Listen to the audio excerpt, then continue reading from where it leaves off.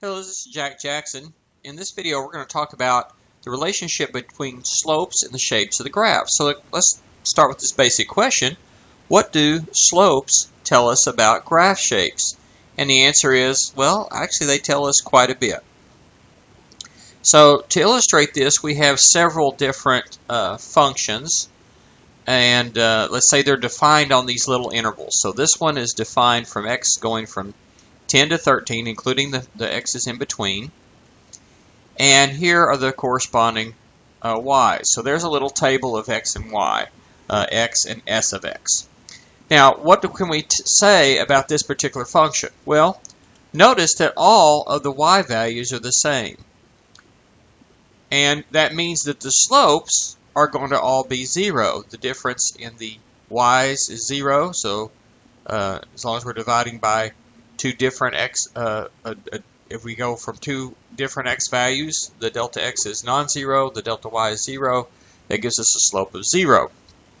We know that 0 slopes will be a constant function, and the fact that these slopes remain constant makes it a linear function, and that's the function s, which we can see as this graph right up here in the first upper right hand corner of the first quadrant. It's a little piece of a horizontal line. So that's what happens if all the y values are actually constant. We get a constant function or horizontal line. Now, what about this next example, P? So here are some x and y coordinates for this one. X is -4, then -3, -2, -1. So notice I've designed this so that delta x is 1, so delta y will be the slope because we're just dividing delta y by delta x. We're dividing by 1. So notice we're going from 7 down to 5.5, so that's a difference of -1.5, or a decrease of 1.5. So 5.5 minus 7 divided by delta x of 1 is -1.5. And the next time, 4 minus 5.5 is also -1.5. 2.5 minus 4 is also -1.5. Technically, these guys probably should be lined up with the center of these things here. So in any event, notice that we get the same slope each time. And what I want you to notice about that is, first of all, since these are negative numbers each time, that the reason why that happens is because as we are going left to right, and notice I have the table designed going left to right so that we're increasing the value of x, look at what happens to the value of y's. We're actually decreasing y's. So negative slopes tell us that we have a decreasing function. 0 slopes would be a constant function, and positive slopes would be an increasing function. Now, the fact that these are constant slopes makes this a linear function, and we can see that in the following picture. This is for p of x. This is right here in the second quadrant, and notice you can see those points that we have graphed here. So here's the first one at -4, 7, I think that was, right? -4, 7. And when we go to the right one, we're going down 1.5. That's what the slope tells us. We go to the right one again, we go down another 1.5. And then the right one again, down another 1.5. Since this is the same every time, that's what makes it straight. That's what makes it a line. Or in this case, a line segment, part of a line. Okay, so constant slopes make that linear. Notice in the next one, we're also going to have constant slopes, but they will be positive. So we're going to have an increasing line here. Again, we set up the x's so that they're going up by 1s. This time the y's are increasing. Think about how we order negatives. We're going from, well, these are y values, so we're going from lower to higher on the graph, from bottom to top. And notice that we're increasing the x's by 2, so we're adding 2 each time. Over here we were adding -1.5 each time. Over here in this one we were adding 0 each time. So we're adding 2 each time. So that makes it delta y, and the fact that we're dividing by delta x is 1, it makes it also the slope.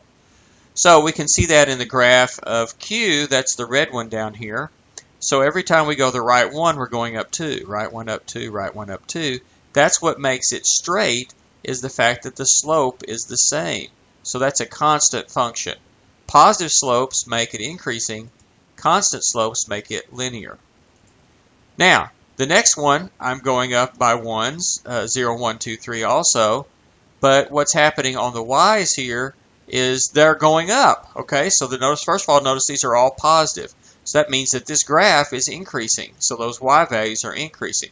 So as we always increase x when we talk about increasing, decreasing, or constant. In other words, we're always going left to right on the graph.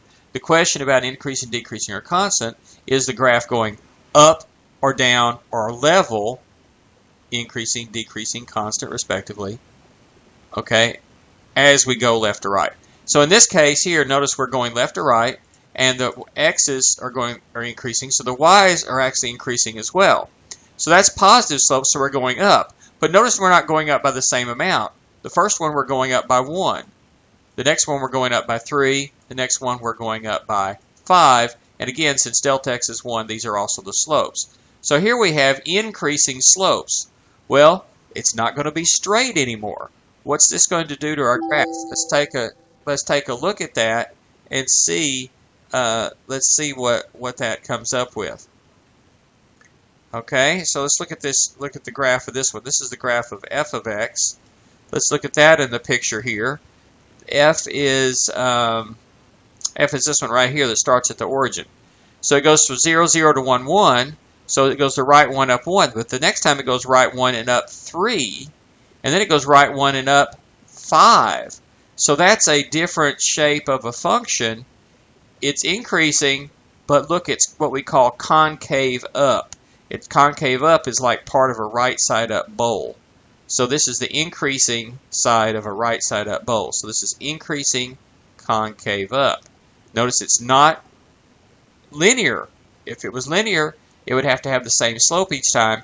But here, when we took some slopes, we had different values. So the slopes were increasing in this case. That gave us a concave up function. Let's look at this next example. This one we have x and g of x. Again, I've arranged it so that the x's are increasing. We're going left to right. And look what happens to y's. Going from -5 to 0 is an increase of 5. From 0 to 3 is an increase of 3. And from 3 to 4 is an increase of 1. First of all, just notice that all these are positive values. So positive slopes gave us an increasing function. So you can see that here in g, it's going up from left to right. But notice it's not doing it straight. Let's see what we have. First we go up by 5, then 3, then 1, or that's the slopes. So we go the right one, we go up 5, right one up 3, right one up 1. We're going up less and less each time as we go to the right 1. So this is increasing, but it is concave down. It's part of an upside down bowl.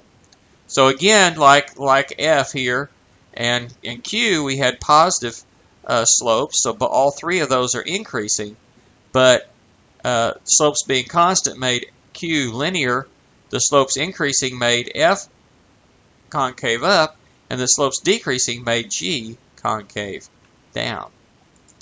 Okay, two more. Let's look at some with some negative slopes that are not constant. Again, I've chosen x so that they're going up by 1s each time. And here I went down 1 for y, then down 3, and then down 5. So delta y is -1, -3, and -5. And since I'm dividing by +1 for delta x, the slopes are -1, -3, and -5. Well, first thing, just notice that these are all negative slopes. So that should indicate a decreasing function. The same is going to be true over here for k. It's negative slopes, so it's a decreasing function. So we see both k here and h over here are decreasing as we go left to right. But let's look more at h. First we decrease by 1, then 3, then 5. Okay, so that's this one over here, down in the fourth quadrant. So we start here at 5, 0, I believe, or 6, 0. Okay, and we go the right one, it goes down 1. Then from there we go right 1, we go down 3. And then from there we go right 1 and we go down 5. So we see that we're dropping more and more each time, so it's decreasing at an increasing rate. So the absolute value of those slopes are getting bigger as we go to the right. It's getting steeper as we go to the right, but actually the numbers, remember how we order negatives, those numbers are actually decreasing in value. And look what happens, it is again a concave down. So notice when we had decreasing slopes here or here, we had concave down, whether it was this part of an upside down bowl, the increasing side, or the decreasing side of our upside down bowl. That's a decreasing function, or that's decreasing slopes. So that's a concave down function. Finally, the last example here, the x's again are going up by 1s. The y's here, let's see, they go down 5, then they go down 3, they go down 1. First of all, they're negative numbers, so that's going to be a decreasing function. But remember how we order negatives. These slopes are actually increasing, -5, -3, -1. That's left to right on a number line. And if we see that, that's going to be turn out to be a concave up, and you can see it here. You go to the right one, you jump down 5, then right one more, jump down 3, right one down 1, and so now it's curved this direction, so it's concave up. So bottom line, if we're talking about slopes over an interval, and it doesn't matter which ones we pick on that interval, if the slopes are all 0, then we have a constant function, a straight horizontal line. In general, if the slopes are constant, we have a linear. Constant slope of 0 this way, horizontal line. Constant slope of a negative number, decreasing line. Constant slope of positive something, positive slope, increasing line. In general, if all the slopes are positive on the interval, then we're an increasing function like Q, F, and G here. And if the slopes are all negative, the function is decreasing. The slopes of the original function are negative, the original function is decreasing, like P, K, and H. If the slopes are constant, we have linear. Could be constant, decreasing, or increasing. If the slopes are increasing, we have concave up. It could be concave up with negative slopes, which would be this part, and concave up with positive slopes, which would be like this one, like F. So K and F are concave up, and they have increasing values of the slope. Decreasing values of the slope give us concave down, and that could be positive slopes like G, but decreasing, or negative slopes like H, but decreasing in value. Now, so far this is all pre-calculus. Okay? However, we are talking about slopes, and guess what slopes are going to lead us to? Derivatives. And so we can use this basic idea now to talk about what do we mean by a derivative. So if we talk about the derivative as positive at a point, then we say the original function is increasing at that point. Its slope of its tangent line is a positive slope, and so we say the function is increasing instantaneously at that point. Okay? Notice that before we were talking about increasing or decreasing, we're talking about an interval with pre-calculus. With calculus now we can talk about increasing or decreasing at a single point. So if the first derivative is positive, we'll say that that original function is increasing at that specific point. If the first derivative is negative, then the original function is decreasing at the point. If the first derivative is 0, instead of saying it's constant at that point, we'll say it's a stationary point. It has a horizontal tangent line. Now, it might be part of a horizontal line. That's one possibility. But it could also be a place on a graph that's only 0 derivative at that single point nearby. And so that point very well could be a local extremum, a local maximum, or minimum. If the second derivative is not 0, then it will be a local extremum. If the second derivative is 0 and the first derivative is 0, then it could be an inflection point or an extremum. We'll talk more about that a little bit in the next video. Okay, so, and then the concavity is determined by how the slopes are changing, which is the rate of change of the rate of change, which is measured by the second derivative.